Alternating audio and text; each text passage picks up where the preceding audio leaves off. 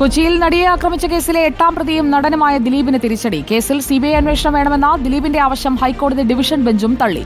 Ernakulam principal sessions കോടതിയിലെ വിചാരണ നടപടികൾ അവസാന ഘട്ടത്തിലെന്ന് നിരീക്ഷിച്ചാണ് നടപടി. പൾസർ സുനിയുടെ ജാമ്യം റദ്ദാക്കാൻ കോടതിയെ സമീപിക്കുന്നതിൽ ക്രൈംബ്രാഞ്ച് ഉടൻ തീരുമാനമെടുക്കും. കൊച്ചിയിൽ നടിയെ ആക്രമിച്ച കേസിൽ സിബിഐ അന്വേഷണം ആവശ്യപ്പെട്ട് 8ാം പ്രതി ദിലീപ് നൽകിയ ഹർജി തള്ളിയ സിംഗിൾ ബെഞ്ച് വിധി ശരിവെച്ചാണ് ഡിവിഷൻ ബെഞ്ചിന്റെ നടപടി. സിംഗിൾ ബെഞ്ച് വിധിയിൽ ഇടപെടാനില്ലെന്നും ജസ്റ്റിസുമാരായ എ മുഹമ്മദ് മുഷ്താഖ്, പി കൃഷ്ണകുമാർ എന്നിവർ ഉൾപ്പെട്ട ഡിവിഷൻ ബെഞ്ച് വ്യക്തമാക്കി.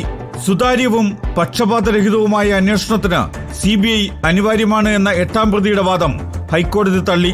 അന്വേഷണവുമായി ബന്ധപ്പെട്ട സിംഗിൾ ബെഞ്ചിന്റെ വിധിയിലെ 2 നിരീക്ഷണങ്ങൾ ഡിവിഷൻ ബെഞ്ച് ഒഴിവാക്കി. കേസിലെ പ്രതിക്ക് എങ്ങനെ സിബിഐ അന്വേഷണം ആവശ്യപ്പെടാനാകുമെന്നായിരുന്നു കഴിഞ്ഞ തവണ അപ്പീൽ പരിഗണിക്കവേ ഹൈക്കോടതിയുടെ ചോദ്യം. കേസിലെ വിചാരണയ്ക്കെതിരെയുള്ള പ്രതിരോധമായാണ് സിബിഐ അന്വേഷണം വേണമെന്ന ആവശ്യം ഉയർത്തുന്നത് എന്നുമായിരുന്നു ഡിവിഷൻ ബെഞ്ചിന്റെ നിരീക്ഷണം. സിബിഐ അന്വേഷണത്തിനായി കഴിഞ്ഞ 6 വർഷം 8ാം പ്രതി ദിലീപ് താൽപര്യത്തോടെ ഉന്നയിച്ചില്ലെന്നായിരുന്നു പ്രോസിക്യൂഷൻ സ്വീകരിച്ച നിലപാട്.